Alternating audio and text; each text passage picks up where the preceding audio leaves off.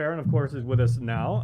And Farron, we kind of like when I was writing the caption for your podcast yesterday, like, and again, just based on the videos that you've done and your Instagram, at the Guam Guy, and what you've been able to enlighten us with, with your work in video, with your environmentalism, with your community service, with your adventurous spirit and everything like that. You're actually using this and bringing other people onto your new podcast and everything like that, and talking about their passions as well. Indeed, I'm still kind of in disbelief about it all. So I on Instagram, right, and social media, I call myself the Guam Guy because I like to just say I'm just a dude. I've told you multiple times on the show, like I'm just a guy that likes to do stuff, and I still hold to that. And the amount of videos that I've been making, and more importantly, being shared on your own platform here, and as many times as I've appeared on this show, I'm still kind of in disbelief about it. And then the last time was at the end of December, and then a couple days later, or shortly after my last time on the show, Chris just calls me out of the blue, and he's all like, "Hey, you want to do a podcast?" And I'm like, okay. I didn't quite understand what that meant, but it's an incredible gift you guys have given me to have a podcast, and I entered it with very little confidence. I'll tell you that. I'm like, I don't know if I can do that because I make videos that are a minute long. I can be pretty confident in my ability to fill up a minute. Well, and it's interesting because your very first podcast is 65 minutes of awesomeness. I mean, I gave it a look yesterday and everything. It is really, really good. So set this up for us and everything, because you have two people who have made a name for themselves as well, being environmentally aware and conscious of protecting nature and everything. You've got Brandon Idlet from the National Weather Service, and also Christine Farron from the Department of Agriculture. So what's the context of your conversation with them? So the first episode of the show is on wildfire, and this was a very contemporary and still is issue because it's the start of dry season, and forestry they call it the start of dry fire season. So this is fire season as well, because that's when they have forestry and agriculture actively respond to fight fire.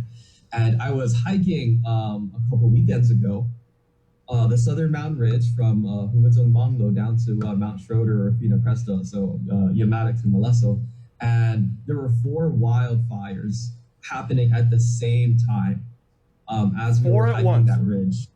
4 at once. Wow. One in Agate or Santa Rita, one in Arahan, and 2 in Molesso.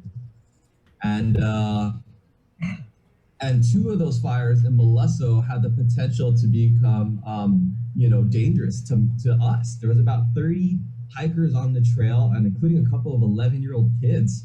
And 2 of those fires were upwind of our path to get out of the jungle to return to safety.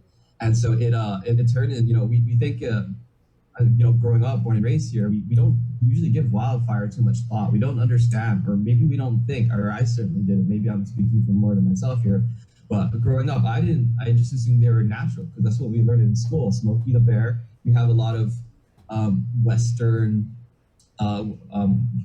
created educational content and materials that we don't quite learn about our own, or at least back in my day, class of 2005. We don't learn about Guam specific or island specific things in the school. So we don't understand that 100% of fires here are man-made.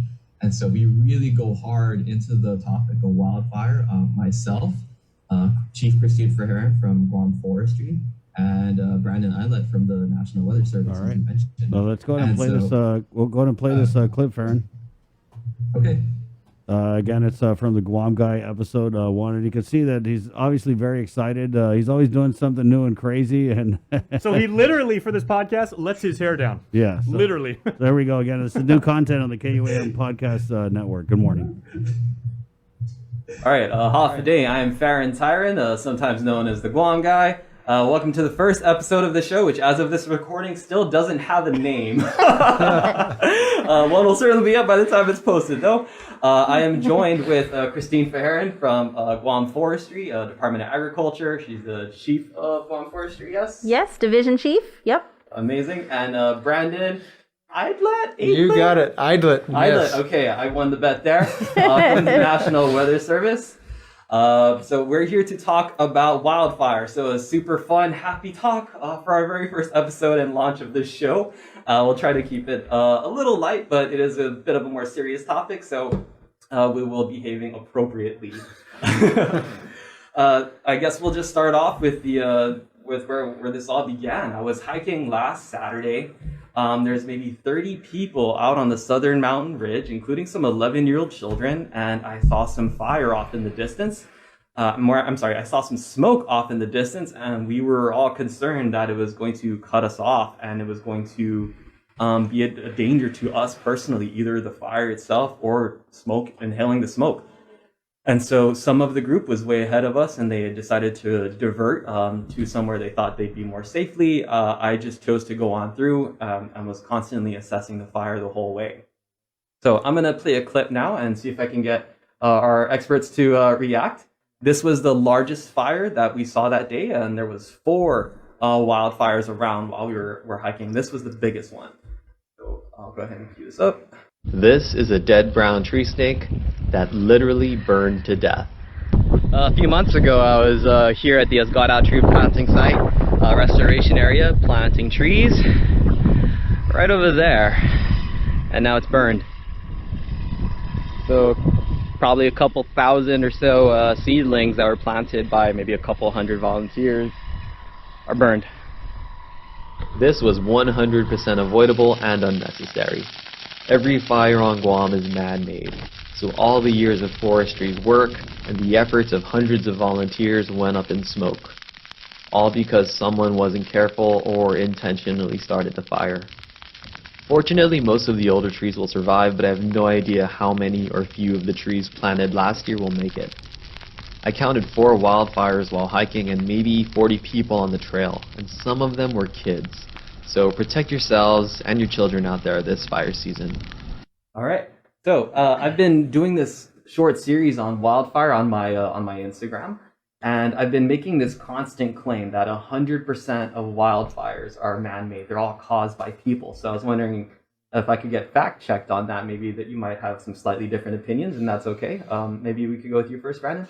Yeah, well, out here in Guam, there's not much other natural reason for wildfires. In the continental United States, you can get what we call dry lightning. So that is thunderstorms that have very high cloud bases, several thousand feet up above the ground.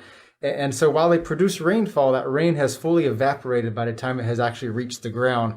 But you can still get lightning, and those very dry conditions, that lightning will spark new fires. And that's very problematic.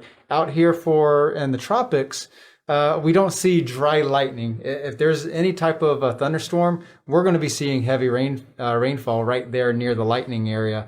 So this time of year in the dry season, we don't normally see thunderstorms. And so the only way that we see these fires start is through intentional acts of people setting a fire, discarding cigarette butts, burning trash. Perhaps you could have power lines that could be making contact, sparking. I don't know, but ultimately it all kind of goes back to a human-caused, at least ignition for fires. Mm-hmm. And Christine can probably vouch for a few more thoughts on that. That's definitely the case. I mean, they're human-caused ignitions, and so when we talk about fires, it is important to just keep repeating that. These are human starts, whether they're intentional sets out in the mountains and in our wild areas like you see in the video, or they're escaped backyard fires. You know, we have a lot of family members and friends that we all know who like to go outside and clear their yard, clean it up. Maybe some that decide to burn trash, which, you know, you need permits for any kind of backyard burning, but it is also illegal to be burning your trash. So that's a good reminder for the community. So when you are hiking and you do see fire, take note, pay attention to what's around, who's around you, what's going on, because those fires are human caused. So it's just a great point to keep highlighting. Yeah. Okay, so there you have it from at least 2 experts in this field. Wildfire is 100% man-made on Guam. So that's terribly sad, really unfortunate. I have a comment here on one of the postings I made on Facebook from Amber Bungato. I hope I'm saying that okay.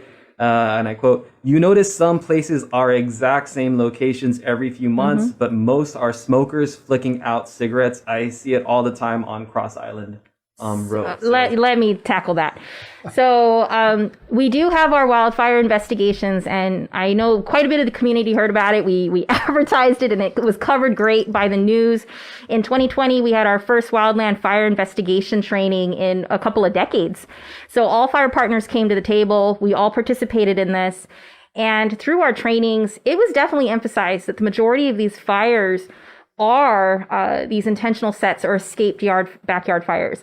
Cigarette starting fires is a much lower risk. It's disgusting. Let's be very clear about this. You're littering, okay? So let's just highlight that too. But the risk of fire from cigarettes, there is a risk. There is definitely a risk, but it's the actions. It's these intentional actions that we have to be very careful of, right? So Cross Island Road, the fires that we have investigated in the past, they were intentional sets. There's usually indicators that show us that a cigarette started a fire.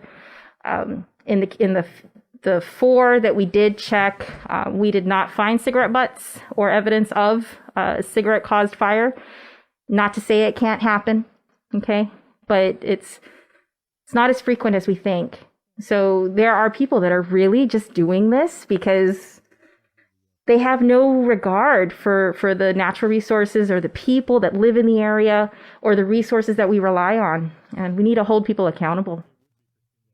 She's been doing that kind of work for a long time. Bree and I, we've actually gone out in the field with her. Remember we went to Cross Island Road? Yeah. Good stuff. No, thank you for doing that as your first one, because it really is important for people to understand what happens when there is a grass fire, wildfire, and especially if it's intentional, and the impact, like Jason was saying, to the ecosystem. Because when there's a grass fire and you see what UOG is trying to do with reforesting and planting the trees to act as that kind of a natural filter, because the erosion from that going into like the Ugum water treatment plant, where we get a majority of our water, or into the ocean. So thanks. Also, Brandon's voice was very, very much appreciated on that too, because not only is he with the NWS, so they work hand in hand with the Department of Ag, obviously with winds and whatnot, but he and his brother Landon, who comes on the show all the time, they're also really responsible outdoorsmen, Farron, much like yourself. Farron, you know what I love about this is I love how you just approach these subjects with this kind of like wide-eyed curiosity. You know what I mean?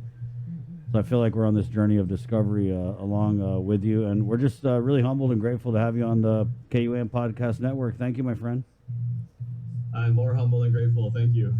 Jay, where can they get this first episode? When does it debut? So we have given you guys like a special treat. It's actually episode 1 is going to debut in video format on our Facebook timeline and also on YouTube at 11 o'clock today. You can watch it live on either platform. Comment with Farron, with Christine, with Brandon, engage back and forth on anything they're talking about. Really good conversation. But if you want to get a sneak peek, because it's about 7:30 right now, if you want to listen to it while you're on your drive to work, or you're getting ready to do some errands, go to school, you can actually hit up Apple Podcasts, Amazon Music, or Spotify. And it's on there right now. Just search for The Guam Guy. Congratulations. And really, Farron. really cool. Great job. Yeah, right on, my man. There you go. Appreciate it, my friend. Be safe. No pressure, but you really hit the ground running, and you knocked it out of the park with one. We're looking forward to episode 2, so no pressure. Oh, I'm already super excited. Right on. There's no shortage of subjects, Farron, and again, we're really proud to have you on the network. Thank you. Thank you, bro. All right. Thanks. Thank you. There you go. Farron Taijeron, the Guam Guy Podcast, debuting today on the KUAM Podcast Network, where you can find just a whole bunch of great content, including another one of our newer podcasts, Ileknyasi Polly, with Polly Eric Forbes. It's that a great one is doing amazing. I love it. It's good stuff. The origins of the word chod. I mean, you could have grown up with that word. You could have just heard it in casual conversation, have no idea what it is. And I'm sure the 3 distinguished members of our legislature join us right now. They've heard that term tossed around a few times and everything like that. But Pali Eric really goes into detail about how he feels about it, what the origins are, and how it's used in our island community. But people love that episode. 7:31. We do have just a few Republicans in the KUAM News Link Zoom room. We got Minority Leader Senator Chris Duenas, Senator Tello Taijeron, Senator Frank Blas Jr. going in on the proposed budget right after a quick break here on the link. Again, it's Thursday, February 3rd. Good morning. Half a Day Guam, our community partner, APL,